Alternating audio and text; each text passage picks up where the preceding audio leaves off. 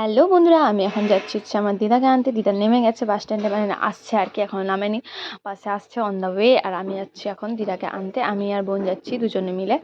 তো দিদা অনেক দিন নয়, অনেক বছর পরে আমাদের বাড়ি আসছে, প্রায় 2-3 বছর পর আমার বাড়ি আসছে। আর আসছে কোনো কারণ হচ্ছে, মানে আসার কারণ হচ্ছে আমাদের শ্রাদ্ধ বাড়ি আছে সেই জন্য আর কি। তো মা এখানে দেখো এখন একটু ভালোই আছে, মা একটু না অনেকটাই ভালো আছে, বাড়িতে থাকলে মানুষ ভালোই থাকে। তো যাই হোক, এখানে দেখো বুনি চালাচ্ছে, আমি বসে বসে যাচ্ছি। আমি হচ্ছে নো রিস্ক, কোনো রিস্ক নেওয়া যাবে না, সাবধানে যাবে কিন্তু।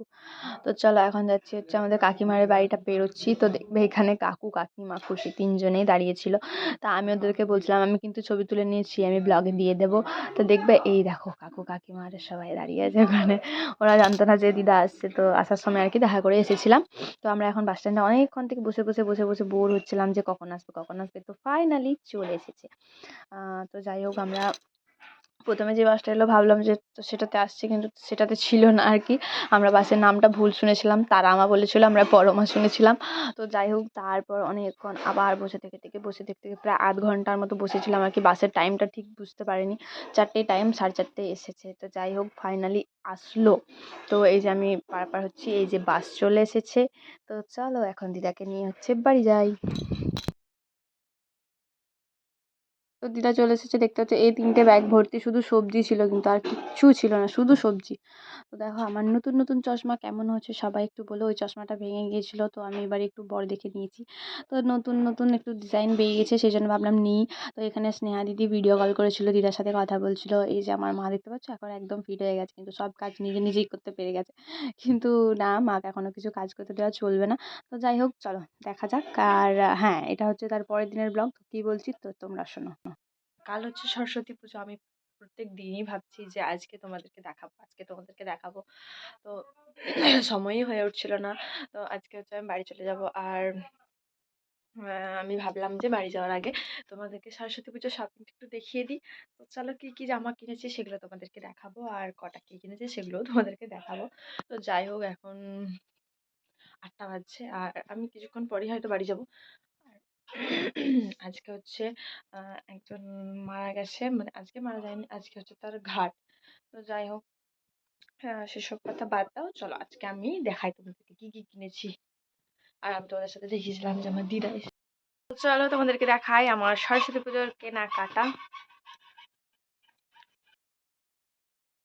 তো এই ফার্স্ট কুর্তিটা দিয়েছে হচ্ছে আমার মা, আমাকে দিয়েছে। আর এই কুর্তিটার সাথে এই প্যান্টটা, তো নতুন নতুন লাল কালারটা দারুণ সুন্দর লাগছে, আর এটার সাথে ভালো যাবে। তো এই কুর্তিটা কেমন হয়েছে, আমার তো অনেক পছন্দ হয়েছে। সিম্পলের মধ্যে দারুণ সুন্দর, কলেজ যাওয়া হবে, আমার বাড়িতে পড়াও হবে। তো খুব সুন্দর হয়েছে। কেমন হয়েছে, তোমাদের কেমন লেগেছে সেটা অবশ্যই বলো। আর হচ্ছে এই ব্লাউজটা আমি নিয়েছিলাম অনেক দিন আগেই, হয়ে গেল অনেক দিন। আর তার নিচে যে নীল কালারের ব্লাউজটা আছে, এটা হচ্ছে দুটোই সেম সেম ব্লাউজ আর কি, একই জায়গা থেকে নেওয়া হয়েছিল। তো নিচেরটা হচ্ছে মা আমাকে দিয়েছিল কার্তিক পুজোর সময়। আর সেরকমই আমি একটা সেম লাল কালারের নিয়ে নিয়েছি। কালারটা খুব মিষ্টি কালার, একদম টকটকে লালও নয় পিঙ্কও নয়, একটু অন্যরকম। আর এটা হচ্ছে আমাকে আমার দিদা কিনে দিয়েছে সরস্বতী পুজোতে। তো কেমন হয়েছে বলো। তো যাই হোক আর কি, এটা আমার অনেক পছন্দ হয়েছে। নায়রা যেগুলো এখন হচ্ছে সবাই নিচ্ছে, আমারও মন চাইলো যে একটা নিই তাহলে। দোকানে একটু দামটা বেশি নিয়েছে, আমার মনে হচ্ছে অনলাইনে নিলে একটু ভালো হতো। যাই হোক, কাপড়টা কিন্তু খুবই ভালো ছিল। আর এই প্যান্টটা দেখো, জামাটার ম্যাচিং ম্যাচিং খুব সুন্দর লাগছে, তাই না? আমার তো অনেক ভালো লাগছে, আমার প্রত্যেকটা জামাই আমার অনেক পছন্দ হয়েছে। তোমাদের কেমন লেগেছে সেটা অবশ্যই কমেন্টে বলো। ভালো করে দেখাতে পারছি না, কারণ হচ্ছে যে একা একা করতে হচ্ছে, তো সেই জন্য। আর এই দেখো, আমার শুধু নিলে হবে। এটা হচ্ছে আমার বরের জন্য, এটা আমার মা দিয়েছে। তো কেমন হয়েছে এটাও বলো। নীল কালারের, আমার একটা নীল কালারের শাড়ি নিয়েছিলাম না ওই মকরের সময়, সেই জন্য আমি ভাবলাম নীল কালারের একটা পাঞ্জাবি নিই, তাহলে নীল কালারের নিই, ম্যাচিং ম্যাচিং হয়ে যাবে। তো পাঞ্জাবিটা আমার খুব সুন্দর হয়েছে, একটু পাতলা এসেছে, এটা মিশো থেকে নিয়েছি, একটু পাতলা এসেছে। তো কিন্তু কাপড়টা ভালোই, মোটামুটি কাজ জ্বালা হয়ে যাবে, মানে একবার দুবার পরবে তো, পাঞ্জাবি তো সবসময় পরে না, এমনি অন্য জামা বেশি দরকার হয়, পাঞ্জাবি একবার দুবারের জন্যই ঠিক আছে, পুজো আজাতেই ঠিক আছে। আর এই শাড়িটা অনেক দিন নিয়েছিলাম, এটাও মা কিনে দিয়েছিল। তো এই শাড়িটা অনেক সুন্দর লেগেছে আমার।